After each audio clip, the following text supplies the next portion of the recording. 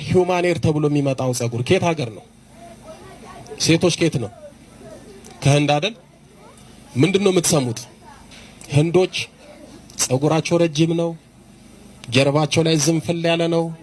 ከዛ ሲያድግ እየቆረጡት ምን ያደርጉታል? ይሸጡታል። ውሸት፣ በፍጹም ውሸት። ዩቲዩብ ላይ ገብታችሁ ተመልከቱ።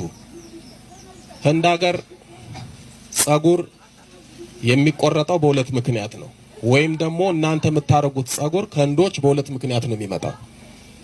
የመጀመሪያው ታውቃላችሁ፣ ህንድ በጣዖት አምልኮት የታወቁ ናቸው።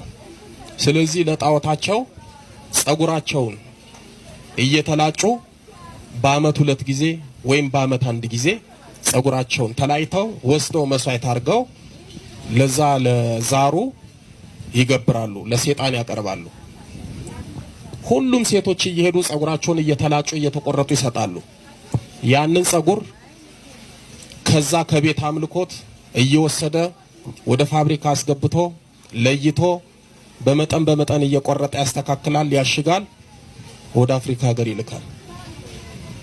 ከዛ በኋላ ያ ግብር የሆነውን ለሰይጣን በአምልኮት የተሰጠውን ጸጉር ታንጠለጥላላችሁ።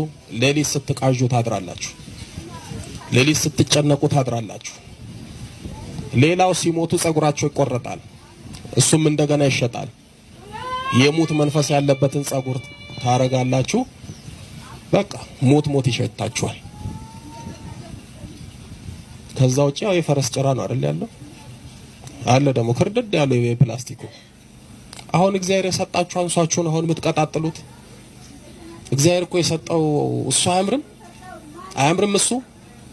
እኔ አሁን ያለው አንዳንድ ቴሌቪዥን ላይ የሚቀርቡት በቃ ቻክ የግድግዳ ቀለም ተቀብተው ቅንድብ ተቀንብተው እንደው ከሌለ ጸጉር እዚህ ጋር የሚደርስ አድርገው ሰው እኮ አይመስሉ። ቴሌቪዥን ላይ ስናያቸው ፈረንጅ ይመስላሉ። በአካል ደግሞ ሳያቸው ከኔ የበለጠ ደግሞ ጥቁር ናቸው። በአካል እኮ ብታያቸው እኮ አታውቃቸው። አብዛኛው ቴሌቪዥን ላይ ያሉት ታዋቂ ሰዎች መልካቸው 2 ነው። ቴሌቪዥን ላይ ሌላ ነው፣ በአካል ሌላ ነው። የሚቀጥሉት ጸጉር ብዙ ጣጣ አለው። ዝም ብላችሁ እያነሳችሁ ጸጉር ጭንቅላታችሁ ላይ አታድርጉ። እግዚአብሔር የሰጣችሁን ተንከባከቡ።